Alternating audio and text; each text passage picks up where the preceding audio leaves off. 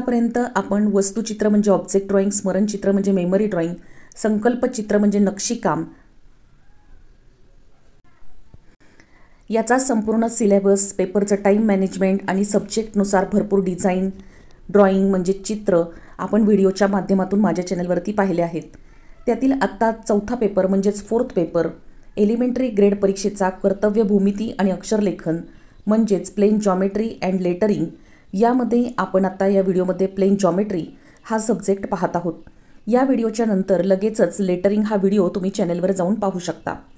चॅनेलवरती elementary इंटरमिजिएटचे सगळे important video या आधीच अपलोड केले आहेत आणि नवीन व्हिडिओ नवीन लेटेस्ट क्वेश्चन पेपरचे व्हिडिओ देखील अपलोड करत राहणार आहे.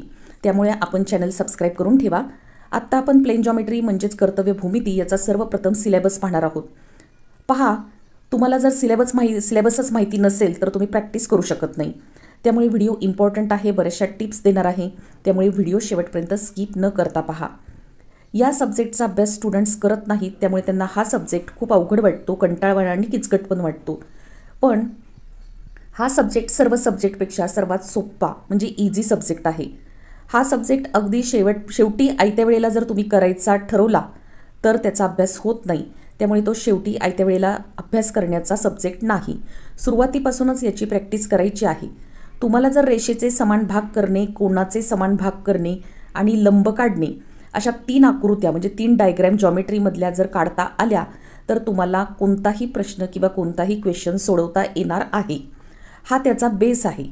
हे जे मी आत्ता वर सांगितले आहे हे 3ही त्याचे बेस आहेत. ते एकदा जमले की तुम्हाला हा पेपर सोपा जाणार आहे. जॉमेट्रीमध्ये पैकीच्या पैकी म्हणजे आउट ऑफ मार्क तुम्हाला मिळवून देणारा हा सब्जेक्ट आहे. म्हणजेच हा स्कोरिंग सब्जेक्ट आहे. त्यामुळे तुम्ही जास्तीत जास्त वरची ग्रेड या सब्जेक्टमुळे मिळवू शकता. इतर जर सब्जेक्ट पाहिले तर ते थोडेसे या मानाने अवघड आहेत.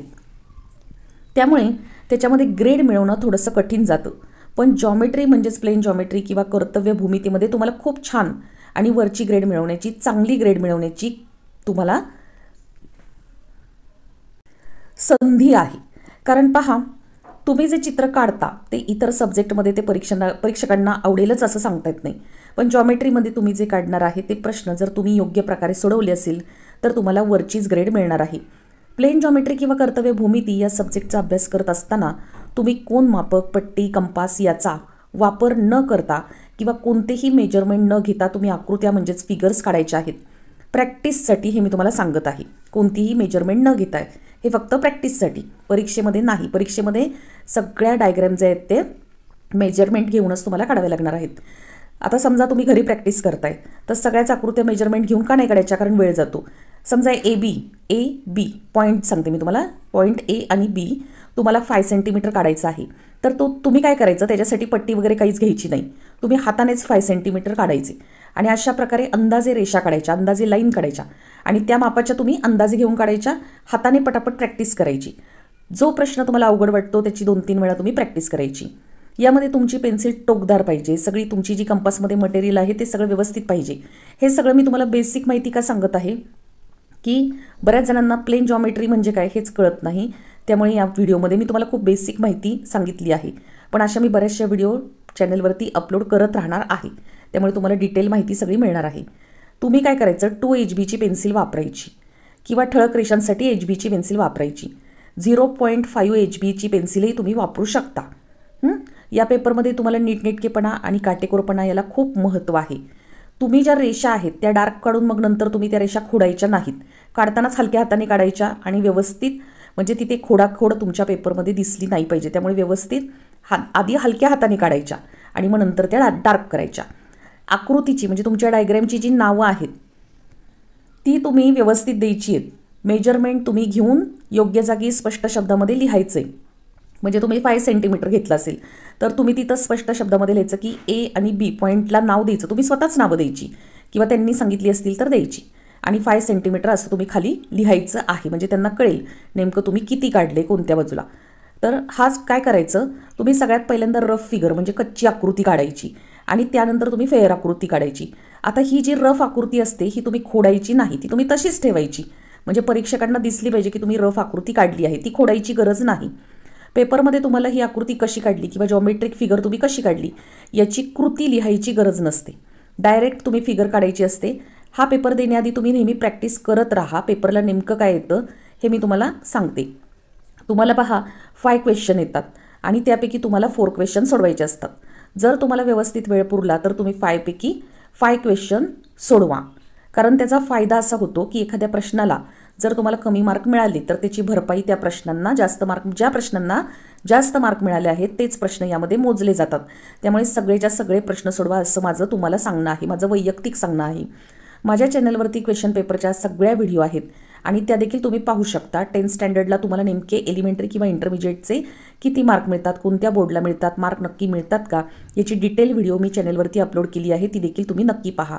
अशा बऱ्याच प्रकारच्या नवीन नवीन ड्रॉइंगच्या अपडेट्स, रिझल्ट डेट आणि नवीन नवीन क्वेश्चन पेपरच्या व्हिडिओज देखील मी टाकत राहणार आहे. त्यामुळे चॅनल सबस्क्राईब करून ठेवा. आता तुम्हाला साधारण कोणते प्रश्न आले होते आत्तापर्यंत आणि कशा प्रकारचे प्रश्न येतात हे मी व्हिडिओच्या शेवटी तुम्हाला सांगीन.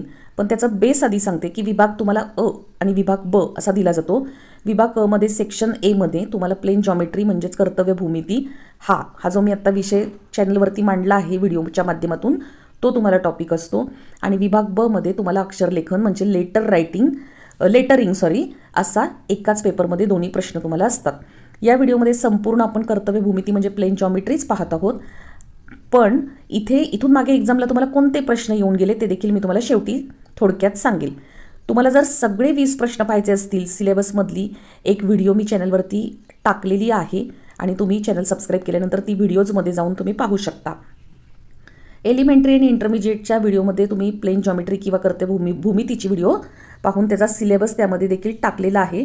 तो तुम्ही सगळे प्रश्न जॉमेट्रीचे पाहू शकता त्या ठिकाणी. आणि सगळ्यात महत्त्वाचं म्हणजे माझ्या चॅनलवरती तुमच्या सगळ्या स्टुडंटसाठीच्या अतिशय युजफुल अशा व्हिडिओ देखील मी टाकत राहणार आहे. त्याचप्रमाणे क्वेश्चन पेपर जसजसे मला मिळतील ते देखील all स्टँडर्डचे 8, 9, 10th, 11th, 12th SSC, CBSE सगळ्या बोर्डचे क्वेश्चन पेपर देखील मी अपलोड करत राहणार आहे. त्याच्यामुळे चॅनलवरती शेवटपर्यंत राहा. आता मी तुम्हाला काही क्वेश्चन सांगते. साधारण अशा प्रकारचे प्रश्न येतात. पहा, काही असे सोपे प्रश्न पण येतात. दिलेल्या रेषेचे 4 किंवा 8 समान भाग करणे. तुम्हाला सांगतील प्रश्न की 7 सेंटीमीटर लांबीची रेषा AB तुम्ही काढा आणि ABचे 4 समान भाग करा. व्हिडिओमध्ये दाखवल्याप्रमाणे अशी डायग्राम तुमची तयार होईल. त्याचप्रमाणे पहा, दिलेल्या रेषेचे हवे तितके समान भाग करणे असा सुद्धा प्रश्न येऊ शकतो. म्हणजे प्रश्न तुम्हाला असा येतो की 8 सेंटीमीटर लांबीची रेषा AB त्याचे 6 समान भाग करा.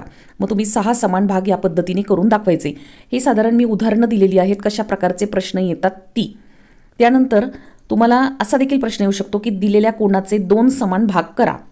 म्हणजे समजा प्रश्न असा येतो की कोणत्याही मापाचा अँगल कोन ABC काढून तो दुभागा म्हणजे त्याचे 2 भाग करा.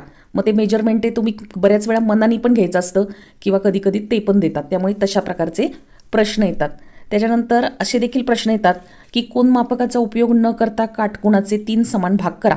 म्हणजे प्रश्न असा येतो की काटकोन काढून त्याचे 3 समान भाग करा.